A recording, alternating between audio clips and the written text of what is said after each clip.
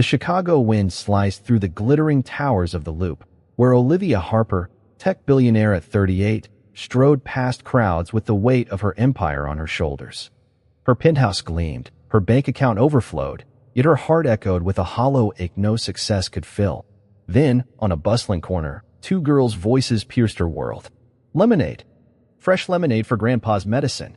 Their makeshift stand, adorned with a child's scrawl, stopped Olivia cold. Mia, 12, counted coins with fierce precision. Sophie, 9, poured drinks with a shy smile. Their faces, those eyes, were a haunting mirror of Ethan Evans, the man she loved and left 12 years ago, choosing ambition over his dreams of family. Olivia's breath caught. Was it possible? Could these girls be his? As Mia's gaze met hers, sharp and searching, Olivia felt the past clawing back, demanding answers. What had happened to Ethan? Why were his children here, scraping by on lemonade sales? The city pulsed around her, but Olivia stood frozen, her polished life unraveling. This wasn't chance, it was fate. And it would force her to face the love she'd abandoned and the redemption she never thought she'd seek. Olivia Harper's heels clicked against the polished marble of her company's Chicago headquarters, a gleaming fortress of glass and steel in the heart of the Loop. At 38, she was the poster child of success, CEO of Horizon Innovations, a tech giant revolutionizing AI, with a net worth in the billions. Her penthouse on Lakeshore Drive offered panoramic views of Lake Michigan. Her wardrobe was a parade of designer labels, and her name graced Forbes lists. Yet, as she exited another grueling board meeting about global acquisitions, a familiar emptiness gnawed at her. Success had built her empire, but left her soul barren. She craved something she couldn't name: connection, purpose, a life beyond spreadsheets and stock options. The November afternoon was crisp, the city alive with honking taxis and hurried pedestrians. Olivia, wrapped in a tailored coat, planned to grab a coffee before her next call. But as she crossed Wacker Drive, a child's voice cut through the urban din. Lemonade. Only $1. On a busy corner, two girls had set up a rickety table draped with a checkered cloth. A handmade sign read, "Lemonade for Grandpa's heart medicine." The older girl, maybe 12, tallied coins with the focus of a CFO, while the younger, about 9, arranged plastic cups with care. Their setup was modest but meticulous, a testament to their determination. Olivia slowed, drawn to their resilience. These weren't typical street vendors, they carried a quiet dignity, their faces bright despite the chill. The older girl's dark hair fell in a braid, her eyes sharp and assessing. The younger had a softer gaze, her fingers stained with marker from decorating their sign. Something about them tugged at Olivia's memory, a ghost of recognition she couldn't place. "Hi, miss," the younger girl called, her voice warm. "Want some lemonade? It's fresh." Olivia smiled, fishing a $5 bill from her purse. "Sure." "Sweetheart, keep the change." "I'm Sophie," the younger girl said, handing her a cup. "And that's Mia, my sister. We're saving for Grandpa's pills." Mia glanced up, her expression guarded but polite. "Thanks for the tip," she said, pocketing the bill. Olivia sipped the tart lemonade, her mind racing. Their names, Sophie and Mia, stirred a faint echo. And those eyes, they reminded her of someone from long ago, someone she'd buried in the recesses of her heart. "What's your last name?" Olivia asked, her voice softer than intended. "Evans," Mia replied, resuming her coin counting. The name hit Olivia like a thunderbolt. Evans. Ethan Evans. Her college sweetheart, the man whose love she'd walked away from 12 years ago. Her knees weakened, and she gripped the table's edge. Could these girls be his? The resemblance was uncanny, the way Mia's brow furrowed, just like Ethan's when he solved a problem. Sophie's gentle smile, a mirror of his warmth. Olivia's polished facade cracked. She needed answers. But the girls' earnest faces told her this moment was only the beginning of a reckoning she wasn't prepared for. Olivia's world tilted as she stood frozen on the Chicago sidewalk, the lemonade cup trembling in her hand. Mia and Sophie Evans. The name Evans echoed like a gunshot from her past. Ethan Evans had been her everything at 22. A brilliant computer science major at Northwestern with dreams of a family and a life built on love, not ambition. They'd met in 2001, their romance a whirlwind of late-night coding sessions, lakeside walks, and promises whispered under starry skies. But Olivia, fresh from MIT, saw love as a chain. When Ethan proposed in 2003, his simple gold ring gleaming with hope, she panicked.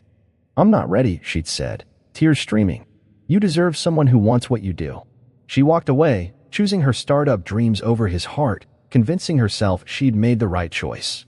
Now, 12 years later, the faces of Mia and Sophie shattered that illusion. Olivia's heart raced as she studied them. Mia's analytical gaze, Sophie's gentle tilt of the head. They were Ethan's daughters, she was sure of it. But how? Why were they here, selling lemonade for their grandfather's medicine? Where was Ethan? The questions clawed at her, but she forced a smile. "You girls are incredible," she said, her voice tight. "I'll come back tomorrow." Mia nodded, suspicious, while Sophie waved, oblivious to the storm brewing in Olivia's chest. That night, in her sleek penthouse, Olivia's polished life felt like a lie. She poured a glass of wine, Ethan's favorite Merlot, and opened her laptop. She hadn't searched his name in years, afraid of what she'd find. Now, she had to know. The first hit was an obituary, dated June 2022. Ethan Evans, beloved son, husband, and father, passed away at 36 after a courageous battle with leukemia. Olivia's breath caught. Ethan was gone, dead at 36. The math hit harder. Mia would have been 9, Sophie 6. The obituary mentioned his wife, Laura Bennett Evans, and daughters, Mia and Sophie, survived by his father, George Evans. Olivia scrolled, piecing together the fragments. Laura, a schoolteacher, had died in a train derailment just 4 months after Ethan, leaving the girls orphaned. George, Ethan's father, had taken them in at 68, despite his own heart condition. Social media, still active under George's care, showed Ethan as the father he'd always wanted to be, teaching Mia chess, playing guitar with Sophie, his smile radiant but increasingly frail. One photo stopped Olivia cold, Ethan, thin and pale, holding his girls in a hospital bed. The caption, written by Laura, read, "Ethan telling Mia and Sophie he'll watch over them always. Love never fades." Tears streamed down Olivia's face. Ethan had built the family she'd refused to create with him. He loved deeply, fiercely, despite the illness that stole him. And now, his daughters were struggling, selling lemonade to afford George's heart medication, while Olivia sat in a penthouse built on the dream she'd chosen over him. The irony was crushing. She'd spent years running from vulnerability, only to find Ethan's legacy staring back at her, demanding she face the love she'd thrown away. Tomorrow, she'd return to that corner, not as a stranger, but as someone bound to Ethan's girls by a past she could never escape. Olivia barely slept. Ethan's obituary burned into her mind. The Chicago skyline glittered beyond her penthouse windows, but all she saw were Mia's sharp eyes and Sophie's trusting smile. Ethan's eyes, Ethan's smile. Guilt churned like a storm. She'd left him in 2003, convinced love would derail her ambitions. Now, at 38, with a tech empire and no one to share it with, she realized she'd traded his warmth for a hollow victory. Ethan had died at 36, leaving 2 girls to fend for themselves, while she dined with tycoons and signed billion-dollar deals. The contrast was unbearable. By morning, Olivia's resolve hardened. She canceled her meetings, ignoring her assistant's protests about a Dubai merger. Dressed in jeans to blend in, she returned to the Loop's lemonade stand. Mia and Sophie were there, their table neat despite the morning rush. "Back again?" Mia asked, her tone wary. Sophie beamed, offering a cup. "It's extra sweet today." Olivia's throat tightened. These girls, scraping by for their grandfather's pills, were Ethan's legacy, brave, resilient, yet so vulnerable. "How's your grandpa doing?" she asked, feigning casualness. Mia's guard went up. "He's okay. The medicine's expensive, though." Sophie nodded solemnly. "Grandpa says his heart's like a tired engine." Olivia's chest ached. George Evans, Ethan's father, was battling heart disease while raising 2 orphans. She pictured Ethan, frail but smiling in that hospital photo, promising to watch over his girls. He'd have hated their struggle, their makeshift stand, their pinched faces when coins ran short. Olivia, with her wealth, could fix this. But how? She couldn't just hand them cash. Pride radiated from Mia's every move. Back in her office, Olivia paced, the city sprawling 50 floors below. She Googled George Evans, finding a GoFundMe page for his medical bills, barely funded. Posts mentioned Mia's straight-A grades, Sophie's guitar lessons cut short by costs. Olivia's billions mocked her. She'd built AI that changed industries, yet Ethan's daughters lived on the edge of poverty. Her mind flashed to 2002, Ethan's voice soft on a Lake Michigan pier. "I want kids live. A family that outlasts us." She'd laughed, deflecting. Now, his dream was selling lemonade for survival. Tears fell as Olivia faced the truth. Her choice had rippled, leaving Mia and Sophie to pay the price. She'd run from Ethan's love, fearing it would cage her. Instead, it was her freedom that felt like a prison. She couldn't bring Ethan back, but she could help his girls. It wasn't just guilt, it was a debt to the man she'd loved, whose heart she'd broken. By evening, she called her lawyer, voice steady. "Set up a trust for 2 kids, Mia and Sophie Evans, discreetly, and find a way to cover their grandfather's medical bills anonymously." As she hung up, Olivia felt the first spark of purpose in years. This was her chance to honor Ethan, but the girl's wary eyes warned her redemption wouldn't come easily, and the past wasn't done with her yet. Olivia's decision to help Mia and Sophie was a lifeline thrown across the chasm of her guilt. She couldn't erase the past, but she could change their future. Her lawyer, Marcus Tate, was a master at discretion, used to handling Olivia's corporate maneuvers. "I need a trust fund for 2 girls, Mia and Sophie Evans," she instructed, her voice firm. "Enough for college, medical care, everything anonymous, and cover their grandfather's heart treatments, but make it look like a city program." Marcus raised an eyebrow, but nodded. By week's end, he'd crafted the Chicago Health Grant, a fictitious municipal initiative.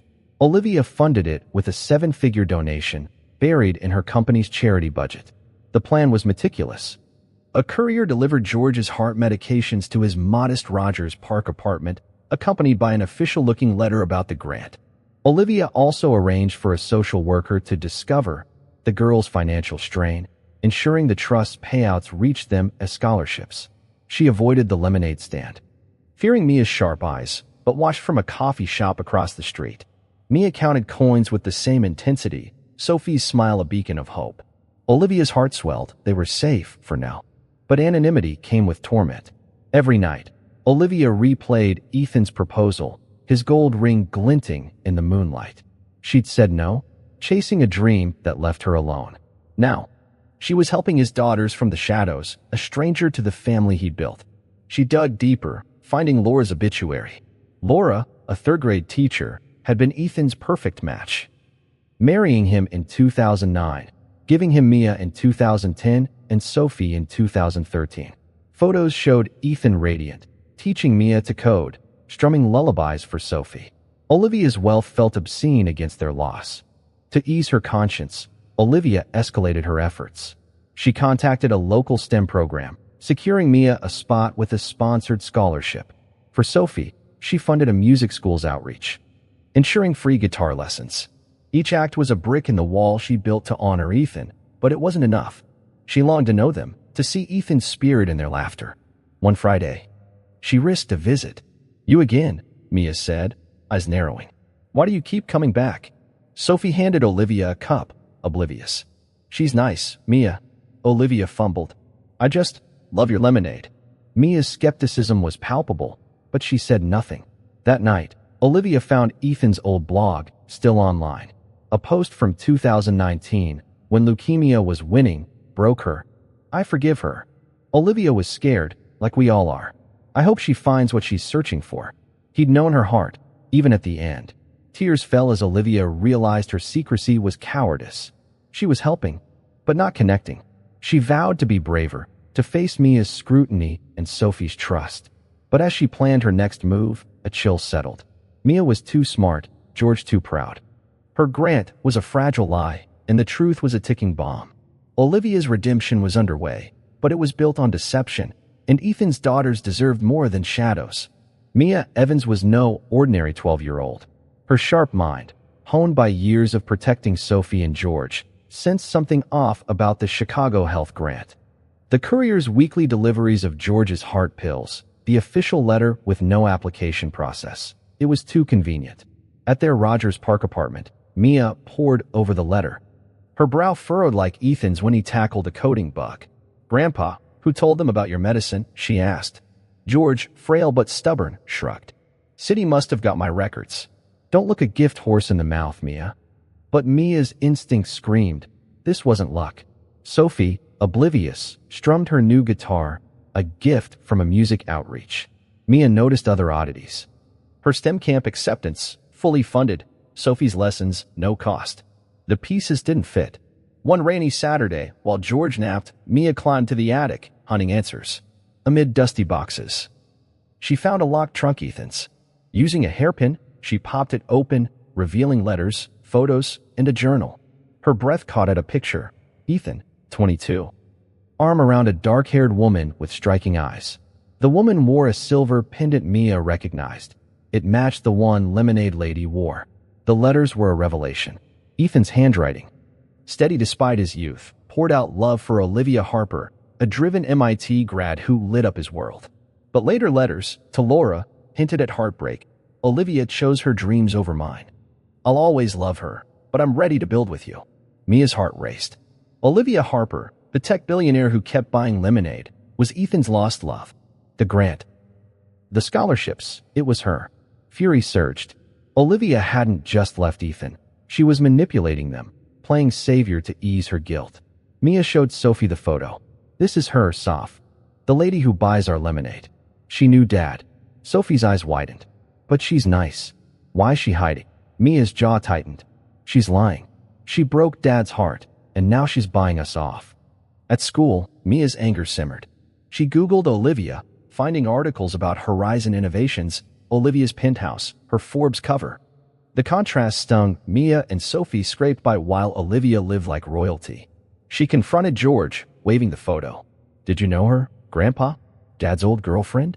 George's face fell. Olivia. Yeah, Ethan loved her. She left him, broke him for a while. Never knew she was back. Mia's voice shook. She's been helping us, but lying about it. Why? George sighed. Maybe she's sorry. Mia. People carry regrets. But Mia wasn't appeased. Olivia's secrecy felt like betrayal, a rich woman's game with their lives. She clutched Ethan's journal, reading his final words about forgiving Olivia. It only fueled her rage. He'd been too kind, and now Olivia was exploiting that kindness. Mia decided to act. She'd confront Olivia, expose her lies. The lemonade stand became her stage. She waited, the photo tucked in her pocket, her heart pounding with a mix of grief and fury. Olivia's next visit would be no polite exchange.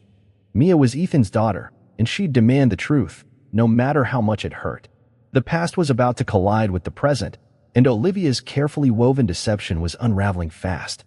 The Chicago community center buzzed with after-school chaos, but for Mia Evans, it was a battlefield.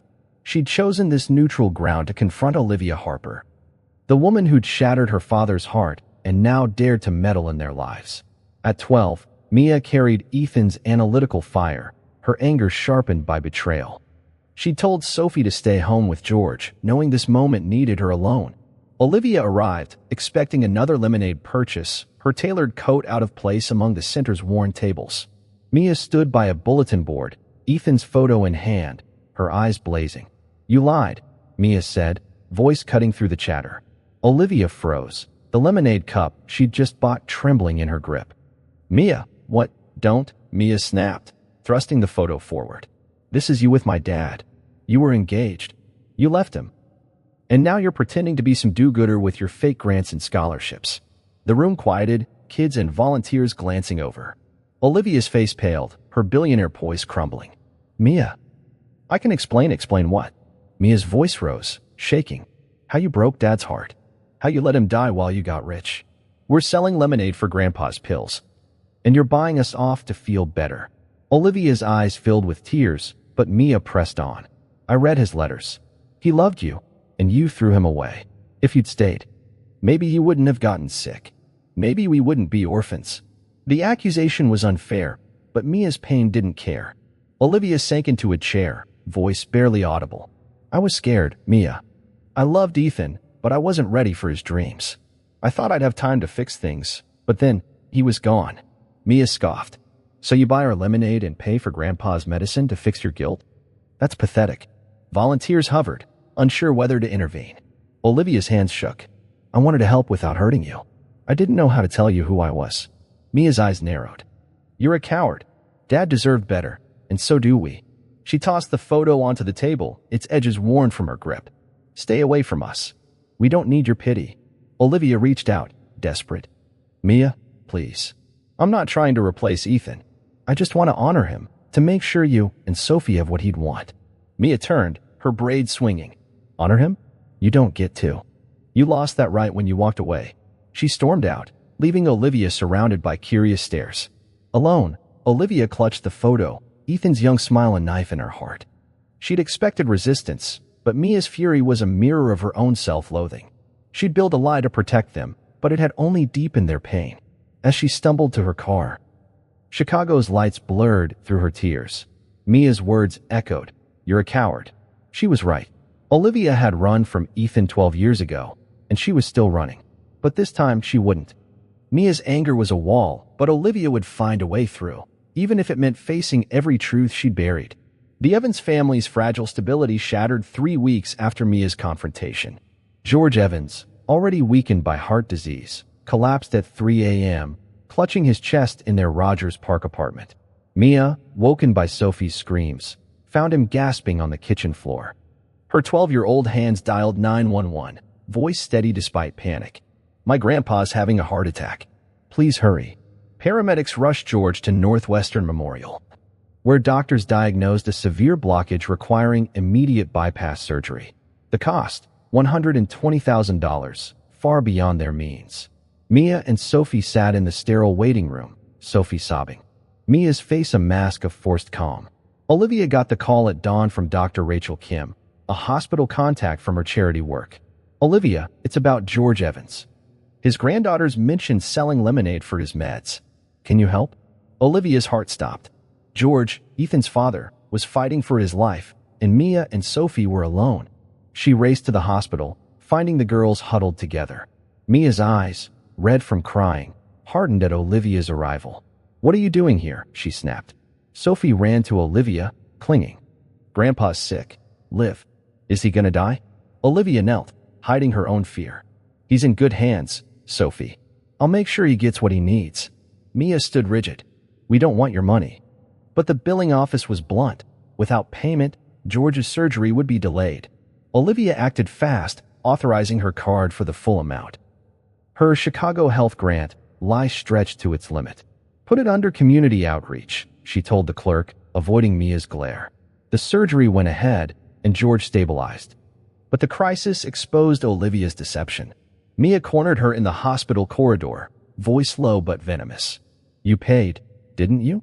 Another secret. You think you can buy us like you bought your way out of Dad's life." Olivia's defenses crumbled. "I'm not buying you, Mia. I'm trying to keep your family together because I couldn't keep mine."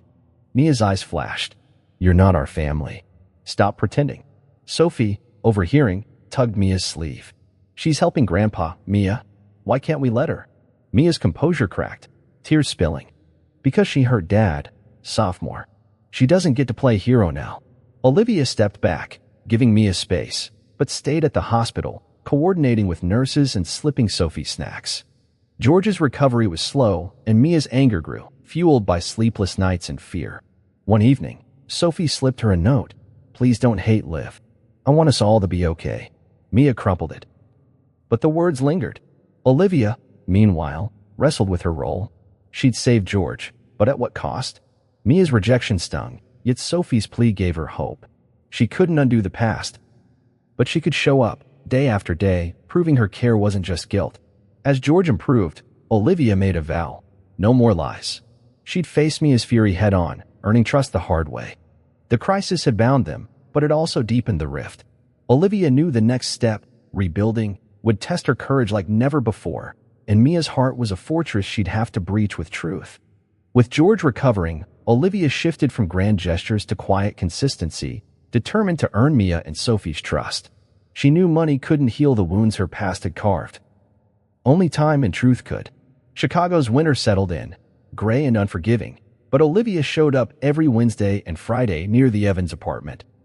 Not at the lemonade stand, but at a nearby park where the girls played. She didn't push, just waved from a bench, offering a smile Sophie returned and Mia ignored. Olivia's heart ached. But she remembered Ethan's patience, his belief in love's slow work. She started small. For Mia, she sent coding puzzles through her STEM program, tailored to her skill. Mia, despite her anger, couldn't resist solving them, her answers arriving via email with curt notes. Correct, but I don't need your help. Olivia smiled, seeing Ethan's stubborn spark. For Sophie, she attended music recitals, clapping loudest when Sophie strummed her guitar. You're a star, Olivia whispered once, earning a shy hug. These moments were fragile, but they built a bridge over Mia's wall. Therapy was key. George, now home, arranged counseling for Mia through a hospital program Olivia quietly funded. Dr. Lena Carter helped Mia untangle her grief, not just for Ethan and Laura, but for the childhood she'd lost to responsibility. I'm mad at Olivia, Mia admitted, but I'm madder at Dad for dying, at Mom for leaving, at Grandpa for getting sick. Dr. Carter nodded. Olivia's a target because she's here. Let's work on what's really hurting. Mia began journaling, her words a storm of pain and hope. Olivia joined therapy too, facing her own demons with Dr. Mark Ruiz. I ran from Ethan because I thought love would trap me, she confessed. Now I see it could have freed me. Dr. Ruiz pushed her to be honest with the girls, no matter the risk. Olivia took his advice, writing Mia a letter. I loved your dad, but I was too scared to stay. I'm not here to replace him, just to support you. I'll wait as long as it takes. Mia didn't respond, but she kept the letter, a crack in her armor. One snowy afternoon, Mia approached Olivia's bench. Sophie trailing. Why do you keep coming? Mia asked, voice less hostile. Olivia met her gaze. Because you're Ethan's daughters, and I owe him. And you, more than I can ever repay. Mia frowned but didn't walk away. Sophie chimed in. She helped with my chords. Mia. She's nice. Mia sighed, torn. I don't trust you yet. Olivia nodded. That's okay. I'll be here. Over months. Trust grew in fragments. Mia asked Olivia for coding tips, masking it as schoolwork. Sophie shared songs, her music weaving them closer. George, grateful but wary, invited Olivia for coffee, sharing Ethan's old stories. He never hated you, George said. He'd want his girls cared for. Olivia's eyes welled, but she stayed steady. The healing was slow, punctuated by Mia's relapses of anger, but each step forward felt like a victory. Olivia was learning to love without expecting forgiveness, and the girls were learning to accept without forgetting. The journey was far from over, but it was theirs, built on truth and time. Spring bloomed in Chicago, softening the city's edges, but Mia's heart remained a fortress. Olivia's steady presence, coding tips, recital cheers, park bench waves had thawed her slightly, but trust was a fragile thread. One April evening, while helping George organize the attic, Mia found Ethan's journal, tucked in a box of his college keepsakes. Its leather cover was worn, pages filled with his neat script. Curious, she read late into the night, her anger warring with longing. Entries from 2019, when leukemia was claiming him, stopped her cold. I forgive Olivia. She was scared, like I was when I got sick. I hope she finds peace, like I have with Laura and the girls. Mia's breath hitched. Ethan had known Olivia's heart, even after her betrayal. Another entry, months later, was for his daughters. Mia, Sophie, be brave. Be kind. Love doesn't end, even when I'm gone. Let people in, even when it's hard. Tears fell as Mia realized Ethan's forgiveness extended to her, too, for her anger, her fear. Olivia wasn't just a ghost from his past. She was someone he'd wanted to find happiness. The journal shifted something deep, loosening the knot of Mia's resentment. The next day, Mia asked Olivia to meet at Lake Michigan's edge, where Ethan once took them to skip stones. Sophie tagged along, sensing the weight. Mia clutched the journal, her voice steady but soft. I read Dad's words. He forgave you. Why didn't you tell me? Olivia's eyes widened, vulnerable. I didn't know he wrote that. I only knew I hurt him, and I've carried it every day. Mia hesitated, then handed her the journal. Read this. Olivia's hands trembled as she read Ethan's words, his forgiveness a balm for 12 years of guilt. He was always better than me, she whispered, tears falling. Mia's voice cracked. He wanted us to let people in. I've been so mad at you, at him, at everything. But maybe you're not the enemy. Sophie, quiet till now, spoke up. Dad would like you helping us, Liv. I know he would. They sat by the water, sharing stories of Ethan. Mia recalled his chess lessons, Sophie his lullabies.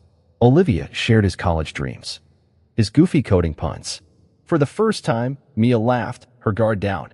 "He sounds like he was happy with you," before she said. Olivia nodded.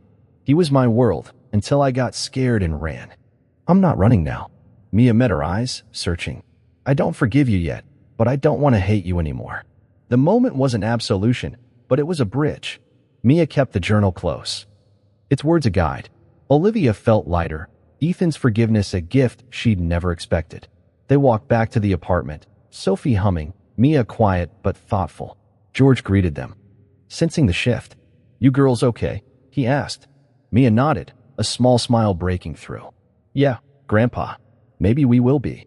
The journal had opened a door, and though the path ahead was uncertain, Mia's heart had cracked open, letting Olivia glimpse the possibility of family, built not on guilt but on shared love for Ethan.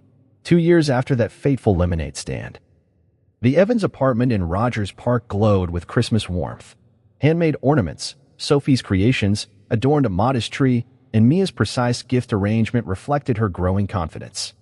Olivia arrived early, carrying ingredients for Ethan's favorite breakfast, blueberry pancakes, a recipe George had shared. She was no longer a stranger but a cherished part of their rhythm. Her presence as natural as the snow falling outside. Mia, now 14, hugged her tightly, her once wary eyes bright. Sophie, 11, leapt into Olivia's arms, chattering about her latest guitar piece. The past 2 years had transformed them.